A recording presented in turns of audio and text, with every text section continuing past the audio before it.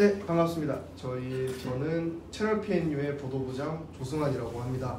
네, 오늘 정치적 올바름의 방향성에 대해서 토론 혹은 미디어 대화를 나눠보고자 이제 부산대학교 사회과학대학 소속의 네 분의 학우님들을 모셨습니다. 저희 일단은 본격적인 대화에 들어가기 앞서서 최근에 본인은 이런 PC적 요소를 접한 적이 있다. 피파라는 게임이 이제 기존 남성 축구 선수들 위주로 이루어져 있었는데 여성 축구 선수들도 등장이 되고 혼성팀을 꾸려서 이제 게임을 할 수 있게 프로그래밍이 되었는데 그 부분이 개인적으로는 최근에 느낀 연관된 사례인 것 같습니다. 그리고 최근에 개봉했던 더 마블스에서 서준 배우가 출연을 했는데 그게 백인들 입장에서는 PC로 비춰지더라고요. 왜냐면 동양인 캐릭터가 출연을 했으니까. 저희 이제 첫 번째 주제부터 한번 얘기를 해보겠습니다. 요즘에는 이제 이 PC라는 내용이 컨텐츠도 컨텐츠고 스포츠 혹은 정치적 사회운동 계열에서 두루두루 많이 이슈가 되고 있는 것 같습니다. 이러한 움직임이 본인이 생각하시기에 어느 시점부터 강해진 것 같다라고 느끼시는 시기가 있을까요? 저는 이제 뭐 미디어나 이런 쪽에 관심이 있다 보니까 뭐 영화사 쪽에 관련한 여러 소식들을 좀 자주 접하고 하긴 하는데요. 2017년에 발생한 하비 와인스타인 성추문 사건, 이 사건으로 인해 가지고 여러 이제 할리우드의 영화 셀럽들이 와인스타인으로부터 성적이랑 뭐 폭행을 당했다거나 희롱 및 이제 추행을 당했다 해서 미투 운동이 이제 전 세계적으로 촉발되는 그런 시기로 이제 기록되었는데요. 이 미투 운동이 단순 이제 휘발성 운동으로 끝나는 게 아니라 2018년 이후에 이제 정치권에서도 약간 좀 성추문 사건이 이제 좀 그게 이어지면서 이런 운동이 좀 활발하게 이어졌지 않았습니까? 저도 운동 자체의 시작은 미투 운동이라고 생각을 하는데 이 미투 운동에 대한 조롱이 언제 시작됐냐라고 하면은 이 트럼프 대통령이 인준시켰던 브렛 캐버노라는 이 대법관이 있어요. 미국에 있는 그 심리학과 교수 중에 크리스티 포드라는 교수가 자기가 대학생 때 이 사람에게 성폭행을 당할 뻔한 적이 있었다라고 폭로를 했는데 트럼프가 이에 대해서 자기가 인준한 사람이 공격을 당하니까 화가 나서 공식 석상에서 이 사람을 비난을 했거든요. 이 피해자를. 근데 그때부터 미투가 가짜고 미투에 대한 조롱이 엄청나게 커진 거예요. 트럼프 지지자들부터 시작해서. 저는 사실 이때부터 약간 PC라는 것이 이제 가시화가 됐고 PC주의라는 단어가 뜬 것은 사실 이때부터라고 생각을 해요. 예, 첫 번째 내용 잘 들었습니다. 콘텐츠에 특히나 이 PC가 많이 좀 언급이 되는 것 같습니다. 왜 이 콘텐츠에 이 PC에 대한 얘기가 많이 오르락내리락거리고 왜 많이 투영하려고 할까에 대해서 조금 얘기를 나눠보고 싶습니다. 제 생각에 미국에서 이제 한창 핫한 단어가 레인보우 워싱이라는 말이 있는데 특히나 이제 이걸로 많이 비판을 받는 사업체가 디즈니입니다.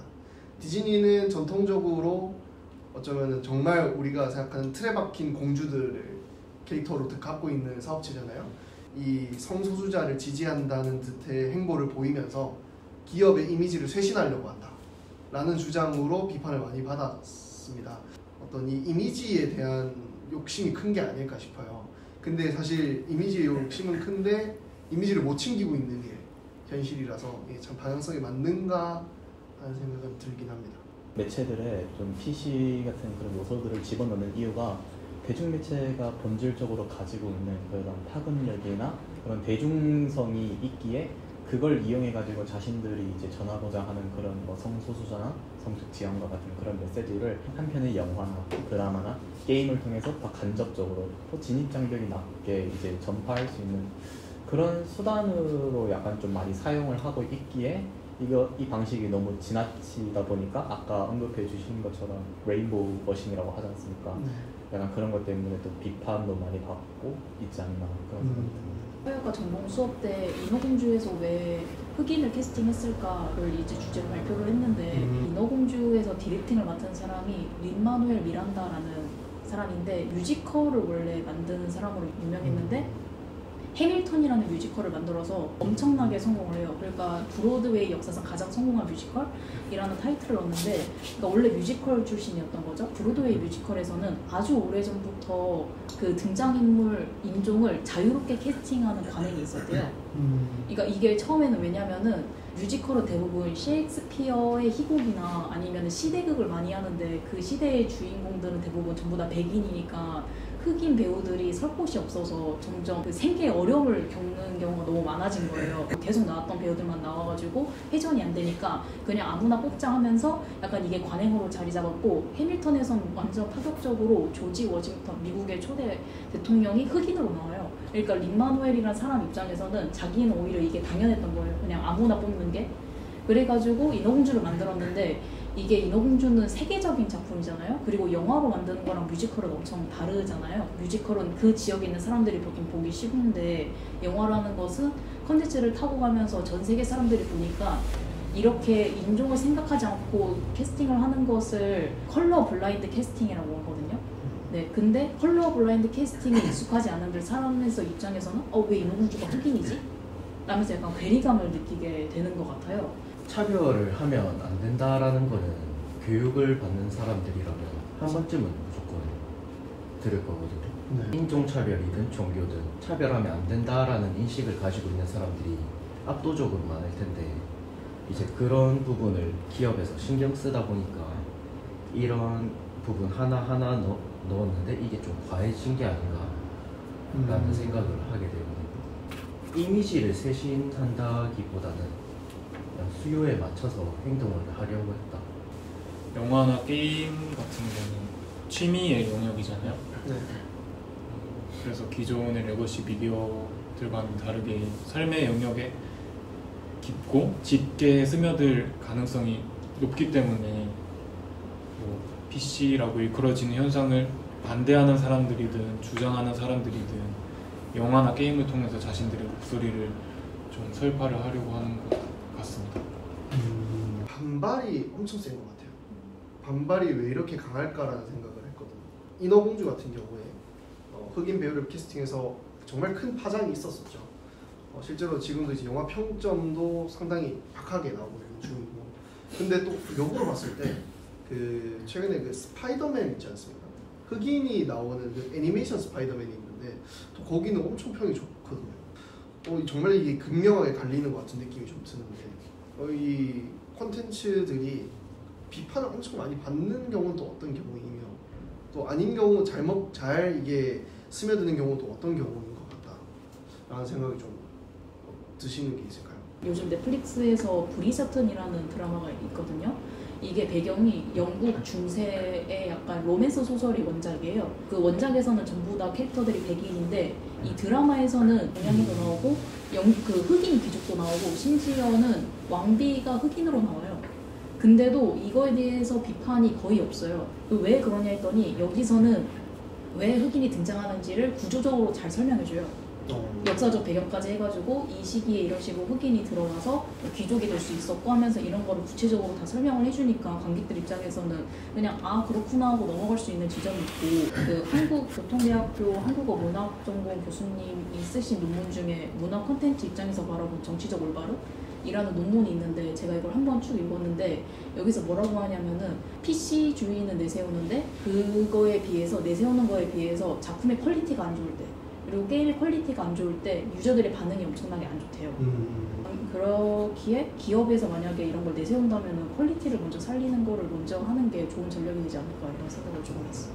제가 느끼기로는 아직 정치적 올바름이라는 주의가 대한민국에서 주류로 취급된 적이 없었거든요. 왜냐면 백종원 씨가 골목식당에 나와서 피자집 사장한테 왜 채식주의자를 위한 피자는 없느냐라고 호통치는 모습은 볼 수가 없었잖아요.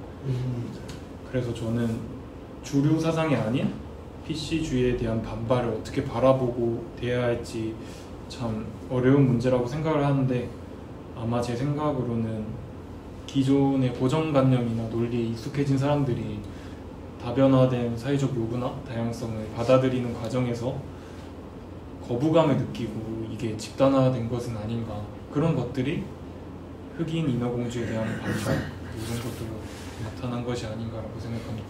PC주의라는 것이 시작은 소수자들의 의견이 존중받아야 된다. 물론 이제 이건 용어적으로 그런 개념을 좀 떠나서 드리는 말씀입니다. 어떤 소수자들의 목소리에 귀를 기울여야 된다라는 거에 사실 초점이 맞춰져 있는 어떤 그런 이념적인 부분인데, 좀 이거를 어떻게 대중들한테 다가가면 크게 거부감이나 거리감을 느끼지 않고 좀 잘 스며들 수 있어요? 한 4, 5년 전에 나왔나?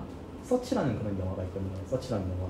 이게 한국계 미국인 가정이에요. 근데 이거는 한국계 미국인이라는 좀 마이너한 소재를 다룸에도 불구하고 워낙 이제 영화의 진행 방식이 기존의 스릴러 영화에서 진행되던 틀을 벗겨났다는 호평을 많이 들었기 때문에 미국에서도 화제가 많이 되었었고 한국에서도 그 당시에 300만 명 가까이 봤을 정도로 큰 화제작이었던 적이 있어요.